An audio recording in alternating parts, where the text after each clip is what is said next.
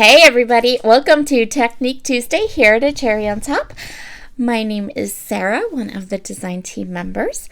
I am going to be working with some fun products from the shop. You will find them all linked down below. I am going to be starting with these Rub-Ons from 49th and Market. These are the textable Rub-Ons, and I'm going to be using this stencil from the Crafters Workshop.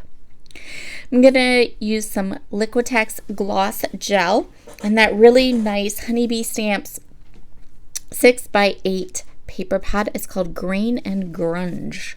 We're going to use the grunge portion. I'm going to start my background by putting down lots of these fun rub-ons. I'm going to keep them to the top left and the bottom right corners. I'm going to cluster them up. So what I'm creating today is a layout for my son. He started a new job. So this is like his first full-time job, and it is in a galvanizing plant. So he is a pickler, and they trained him to run a forklift and all that kind of stuff. And my oldest son is 22, but he is autistic, so he lives with me. He's going to live with me forever, probably. But this was a huge milestone for him. But it's also a milestone that's really hard to document, I'll be honest. Industry jobs, not something that they make scrapbooking products for. So I'm going to have to mix and match and play with my stash to get the right look for my page. So that's what I'm doing here. I'm starting with all of these beautiful rub-ons from 49th and Market. And then once I have those rub-ons on the page and burnished, I'm going to go ahead and do another layer of texture. So this is a stencil from the Crafters Workshops. The Crafters Workshop, they make the best 12x12 stencils. I am using some Sizzix Maker's Tape, which is my favorite low tap tape, and I'm just going to kind of adhere my cardstock to the stencil, and then I'm going to use some of that Maker's Tape to cover up some of the other edges of the other stencils that are on this sheet. I am taking some Liquitex gloss gel, and I'm going to stencil the gloss gel onto those two sections of my paper, so the bottom right and the top left, and then I'm going to go ahead and set that aside to dry. It doesn't take super long, but it does take a little bit of time. So if you want to kind of let it set aside and then go do laundry or dishes, that's good. Notice I am stenciling right over all of those rub-ons. So this layout is all about texture and bringing in that grungy look for a scrapbook page. Doing the top left corner of this layout was a little harder. It did require me to kind of lift the stencil up and kind of move it around so that I didn't get any of the stencil onto the bottom part of my page, or so I didn't smush the bottom part. But it worked out really good. Just take your time, nice and slow and careful. And there we go. So now we have two layers in these two corners, and we're going to add some more.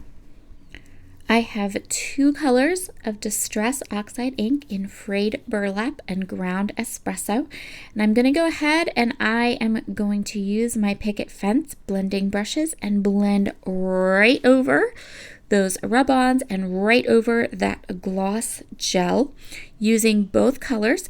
And what I'm going to do is I'm going to get the concentrated part of the color in the middle or in the center, like over the stenciling. But once I have a lot of color down, I'm just going to blend it out really good. So there's a lot of blending going on here to get a nice blend so that I have this kind of dirty, grungy color, but the edges kind of bleed into the white cardstock. And here comes the magic. of the gloss gel. So once I have my blending done and I'm happy with it, I'm going to go over this with a damp towel and wipe all the ink off of our stenciled area, which is going to make all of those rub-ons we put on and the gloss gel pop. Now, I was unworried about the center part of my layout because I know that I'm going to cover all of that middle part up with my photos and my journaling and those kinds of things. The next layer I'm going to do on my background here is just some black ink spray. I'm going to liberally do some black splatters over this entire section of my layout. The ink will kind of go into and kind of move in between the crevices of the gloss gel that we've already put on. It will also sit on top of the gloss gel and dry, which will give the splatters like some dark areas and some lighter areas where they kind of soaked in. And then they will also, the black splatter will also react differently on top of the rub-ons. So this is a perfect background for a masculine page, for a page with your older boys, or in this case, a page about my son and his first job in an industrial plant. FYI, he totally loves his job. We were all a little nervous at first when he took the job. We were unsure if he would, like it. It is hard work, but man, he took to it and just ran. He really, really likes it, so that makes us happy. Keeping with the idea of this layout having that industrial feel, I went through the 6x8 paper pad and I chose patterns that have that like metal patina kind of grungy feel to them. I am roughing up the edges, again, more texture, and I'm going to ink all the edges of these 2-inch strips. So these strips that I'm doing are 2x6. I'm also like really roughing them up. So I'm kind of creasing the paper and making the paper, really rough. I'm really